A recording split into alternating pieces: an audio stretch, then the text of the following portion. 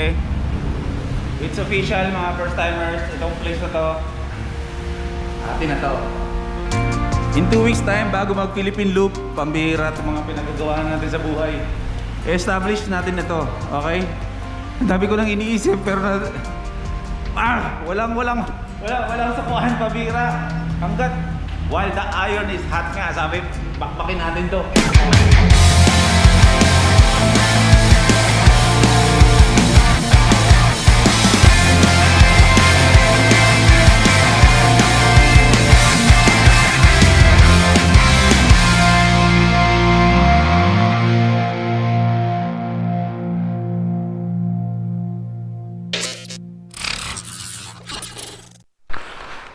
Yan, mag-video kayo dyan. A second hand in a lifetime, and you meant to ask. I swear that bye-bye. If ever you're in my arms again, this time I love you much better. Wow. Grabe. 6:20. Welcome back to another episode mga first timers. Uwi tayo ng bahay at pupunta kami ngayon ng Laguna. Meron tayong mahalagang gagawin ngayon. Ako na. Ayun, salamat. Bago mag Laguna ay dadaan muna lang kami ng Cavite, sa bahay sa Cavite. Uy, Vespa ba to? Ang ganda ng bag sa likuran, oh. Ang ganda ng bike. Ang alam ko, ang Vespa, mabilis talaga yun eh. Mabilis makabutas ng bulsa. Ang bilis, ha? Ang bilis ng Vespa na to.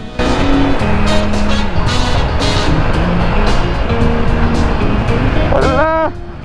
Ang bilis niya. Kausapin natin, tanungin natin kung anong klaseng, ilang cc yan. White helmet, white Vespa, white na na bag sa likuran. Tsikahin natin si ate. Maliit lang pala yung Vespa, no? Mas malaki si Tosino dyan. Ano kayong variant ng Vespa to? Tanungin natin. Ay, wala, diretso siya. Sige na nga, wag na nga. Oo, yan na. Huwag kayong dyan. Sa motor ako after, ha. Babae yun, pero mukhang pusong lalaki.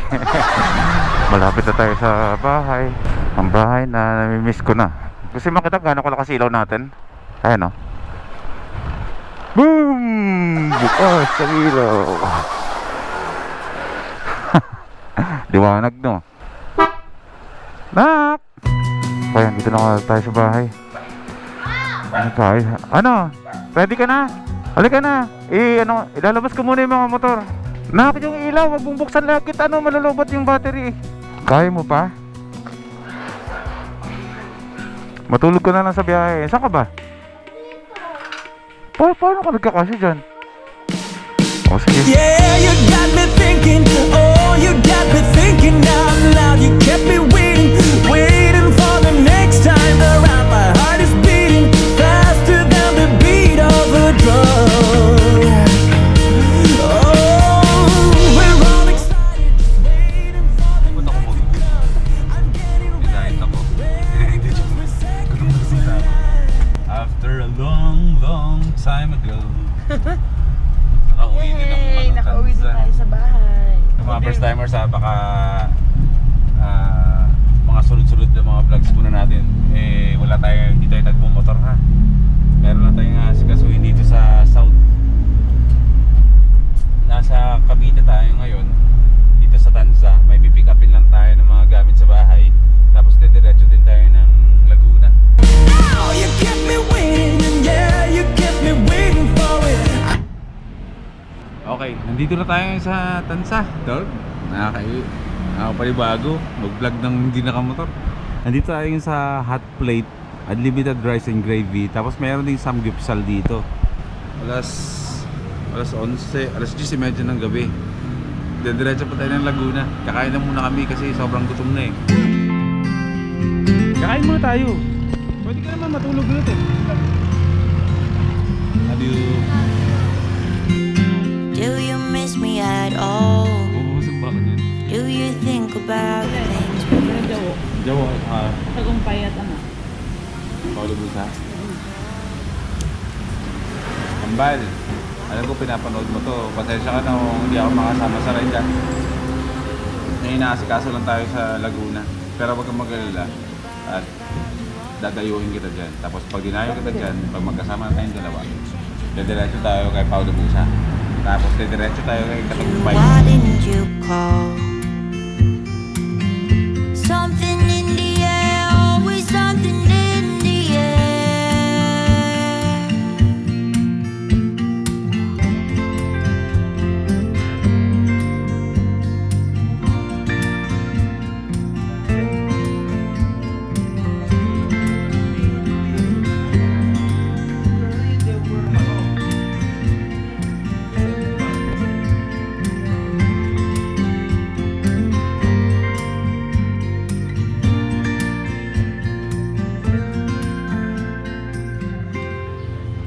Morning!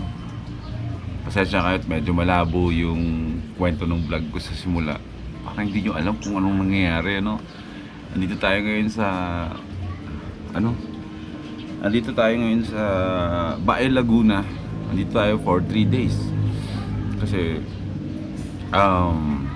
andito tayo para asikasuhin yung first time moto branch dito sa Laguna.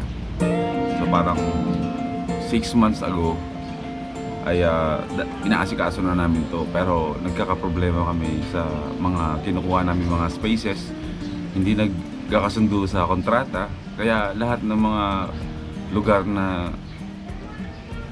posible sana na maging first time moto dito sa Laguna eh hindi natutuloy. Pero nakakatuwa kasi ngayong araw na to ay pupuntahan natin yung place, no? Titignan natin, nakausap na natin yung may-ari. Pero maghahanap pa rin tayo ng ibang mga spaces na papatuyuan natin ng first time moto dito sa Laguna. So, short kwento kung anong nangyari kagabi. Umalis kami ng Malolos ng gabi na. Tapos, dumiretso kami ng bahay sa Cavite para magakot ng ibang gamit para dali namin dito sa bahay sa Laguna. So, dito tayo sa Laguna. Medyo masama lang ang panahon, ulan ng ulan, kaya hindi kami makalabas-labas agad. Pero mamaya-maya, pagkatapos ng breakfast, magluluto lang muna kami. And then, pupuntahan na natin yung place kung saan itatayo yung first time moto dito sa Laguna. O, di ba? Magiging 3 na ang branch ng first time moto. Di ba? Nakakatawa. Yan ang goal naming LA Squad. Ang paramihin ang mga branches na mga hanap buhay namin. Para yung mga taga-south naman, eh hindi na mahirapan pumunta ng first time moto. Siyempre, asikasuhin natin yan, pasusubaybayan nyo. At papakita ko rin kung ano yung proseso ng pag-ayos namin. Hindi siya malaking shop. Hindi tulad nung nasa first time moto may na malaki talaga. Ito is branch lang. Magki-cater ito ng mga resellers. And then kapag may mga dealers na gusto rin na mag-Geely helmets na sa mga shops nila, ibabato yan sa first time moto ngayon. So, mamaya-maya, ayos na kami, magpe-prepare na kami. And then, tignan natin yung place. Okay, lalabas muna tayo. Saan na yung gamit ko? Si Prisha, nandun na. Ay, ito pala yung totoong Prisha. Si Jennifer pala yung si Prisha. Ma, yung anak mo. Anak na malaking suso eh. Papatago mo. Pwede naman lagyan ng katain. Saan ba tayo pupunta? Bibili. Ha? Sa palengke? Doon, sa Baños. Pagkasangyup. Magkasanggip tayo. Ayos. Lugi. Gulay lang ako tsaka karne. Ako din naman magilugi. Kakanin lang naman nawala sa'yo. Good morning, Bae, Laguna! Isang oras na lang, nasa Batangas na tayo. Sarap. Tagal ko rin din nakauwi dito. Pabatangas na yan, oh. Kasama natin yung family ni Prisha. At kasabay nung pagtingin natin dun sa pwesto ng first time moto, ay bibili daw ng samgyupsal. Hindi mo kaya drive yan. Hindi na yan si Mazda na malambot na manibela. Pang-deliver ng ano to eh. Helmet to eh. Kaya ito kailangan mo to sa biyahe. Pag pumunta tayo ng Mindanao next month, no? Sabi ano pala yun, sa June pala. Para kasi aeroplano ka, matulog ka sa kotse ni Tito Ken. Meron palaging Tawag dito? Unan. Los Baños yung place. Ha? Ay, yung ano, sinaing! Ma! Maalala mo kayo yung sinaing niya? Wala nagbantay na sinaing, nandito lahat. Tay.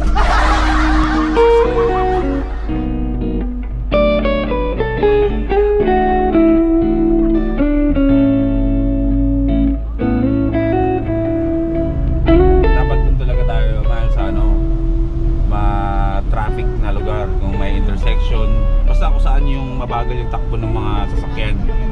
Yung nagbubulbul yung traffic doon, yung pinaka-perfect na place talaga para sa mga shop na ganyan. Kasi kung dito sa highway, eh lumaragasa lang yung mga sasakyan dyan, mga motor.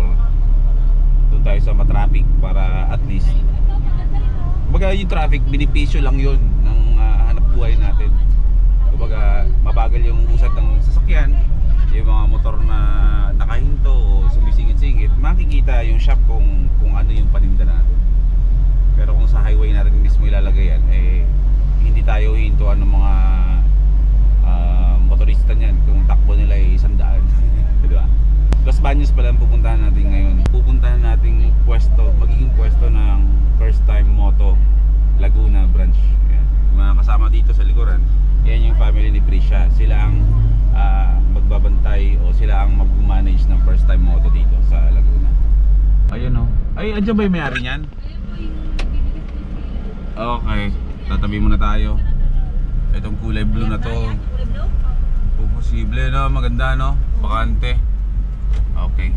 Maganda, ah. May congestion ng traffic dito. Ito. Tatabi muna tayo dito. Yan. Pasapin na namin, ha. Iba pa tayong place na pupuntahan. Yung mga kausap tayo. Maganda to, ha. Maganda to. Ito yung isa, ayan o, for rent. Sige, tara, tignan natin, silipin natin. Bukas naman yata eh. Let's go, kababa tayo na. Dito ka na dumaan. Ha? Exciting.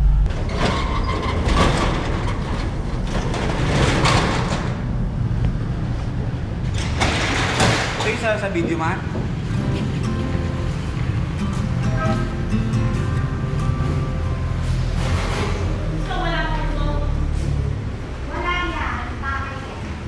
Pwede po may makibahay. May bahay. Makibahay po. Bahay. Dati ko itong tindahan. Opo. Kaya may bahay ako doon. Kayo po nakatira dyan? Okay. Magkano po dito, ate? 15. Ilang ano po ang down payment? 1 month advance, 1 month deposit. Okay po. Pero pag nakabook kayo, babalik. Apo. Kasi meron kumuha dito, Mas guys. 3 months lang. Pero yung unang kumuha, kasi pangalawang ano ko pa lang eh, bago pa ko. 2 years. Apo. Eh, parang nag-ayos mo yung kapit. Kasi ang tinda ay delivery. Helmet shop po. Ha? Helmet shop. Hindi po siya kainan. Papasalamin na natin. Nasa email yun. Kasi ang ipinutunas ko dyan, boysen talaga. Apo. Oo, kasi iba, hindi siya nagpipay. Ayun po ng mga babies. Poison talaga. Doon tayo. Poison na. Ano siya, May? Alam ko na kung ano magiging ulam nyo sa araw-araw. Pag nagkataon dito tayo. Na? Si Lou, si Niana, si Nika, ayan ang payat na Prisha, Jennifer. Ito ang totoong Prisha. Ito si Sesti. Ito ang mami ni Prisha, pamangkin. Ito si Aling ano, si Aling Marites. Maganda naman yung lugar, no? Hindi naman nagpapaspasan yung mga sasakyan dito. Marami mga meat shop dyan, 7-Eleven, Palawan, Manigram, Lugawan, mga sasakyan, paggawa ng sasakyan. Ayun pala eh. Bro, ganito na talaga bro yung takbo ng sasakyan dito. Nagkaka-traffic dito pag-araw. Yung mabagal yung takbo ng sasakyan. Oo, araw-araw. Ganyan dito. Ayun ang kailangan natin. Kaysa kako dun sa pinaka-highway na nagbabakbakan yung mga sasakyan, hindi tayo makakabenta. Dito kami sa traffic. Minsan lang doon. basta malayo na traffic dito. Hanggang doon yan. Okay, nag-iikot-ikot pa kami dito. May mga nakita kami pero medyo negative yung Paikot-ikot. location. Dito na tayo. Parang mas lamang pa rin talaga yung kanina napunta natin. Hindi siya ganun kalakihan, hindi rin siya ganun kaliit. Sakto lang para sa isang branch na kayang mag-cater ng mga resellers. Wholesale, ganyan. Tignan natin. Basta hindi tayo uwi ng Malolos na wala tayong nakukuhang space ngayon. Tagal na to eh. Ilang buwan na tong dapat nangyari pero gawin na natin. Maganda nga doon. Ang problema yung Ito kayo sa opening ha. Sa ilang beses lumipat ang first time moto, natuto na rin kami kahit papaano na kung ano talaga yung dapat na pwesto ng lugar, kung saan yung location na pinaglalagyan ng shop. Hindi talaga uubra yung nasa looban eh. Dapat nasa main highway talaga siya or nasa busy road. Buti na lang ang saswerte ng mga pwesto ng first time moto ngayon sa Malolos. Looban yun, main road, looban, pero talagang kumikita. Malakas si first time moto Malolos. And also yung main Oo, tsaka main, sa totoo lang. tayo sa retail na. Hindi sa namin sinishare namin pero talaga kaya ngayong pang third branch natin talagang mabusisi na kami maghanap ng pwesto na paglalagyan natin. Natuto na kami. Nakabara tayo? Okay lang to? Oo, saglit lang naman tayo eh. Bibili lang naman eh, hindi naman tayo kakao. Basta, bibili sila ng pang shabu-shabu tsaka samgipsal. I-take home. Sa labas tayo. Lahat to, mahal. Lahat to. Hulaan nyo kung sino si Prisha dyan. Yung totoong Prisha. Sino sa amin totoong Prisha? Meron ka ng melona? No, vanilla po. Ice cream. Okay, game. Tagal na. Sana. Babalikan na natin yung pwesto. Decided na kami. Yun na yung kukunin natin. Kasi parang isang linggo pa namin kausap si Aling Marites. Kaya babalikan natin yung pwesto. Parang may mga nakita kami kanina. Pero yun ang pinaka-perfect at pinaka-maganda. Kasi napansin namin dito sa lugar ng barangay town ng Maitim, Las Baños, wala ka talaga makikita. Maliban sa puno na siya, napakarami ng mga nagre-negosyong mga spaces. Maliliit lang talaga ang mga spaces na available. So wala naman tayong ibang choice. Ang goal natin is makapagpatayo tayo ng first time moto Laguna. Pwede na yon. Maganda na yung lugar na yon para sa isang shop na makakapag-cater na mga resellers at saka sa mga walk-ins. Pwede. Maganda yung daloy ng traffic ko. Hindi ganun masyado. Nagkaka-traffic paminsan-minsan. Tapos dumadaloy naman. Okay yun. Diba? Napakaganda ng daloy ng traffic ko dito sa pwesto na makukuha natin. Ganito, sapat na to. Grabe, magpipilipin loop tayo tapos may ganito sa buwan. Pero maganda yung place, hindi na kailangan pinturahan. Madali na lang yan, magugulat na lang kayo. Okay, it's official mga first timers. Itong place na to atin na to. In 2 weeks time, bago mag Philippine Loop, pambihira at mga pinagagawa natin sa buhay, establish natin ito, okay? Dami ko nang iniisip pero walang sakuhan, pabira. Hanggat while the iron is hot nga, sabi, bakbakin natin to. 2 weeks to go ay aayusin natin to. Ang opening ng first time moto Laguna ay mangyayari pagkatapos ng Philippine Loop, okay? Pero ito, in 2 weeks time, renovations, interior design, helmet books at kung ano-ano pa, papasalaminan, lahat yan ay mangyayari sa loob ng 2 linggo bago tayo mag-jump off sa Philippine Loop. Oh, wala bang isang malakas na congratulations dyan?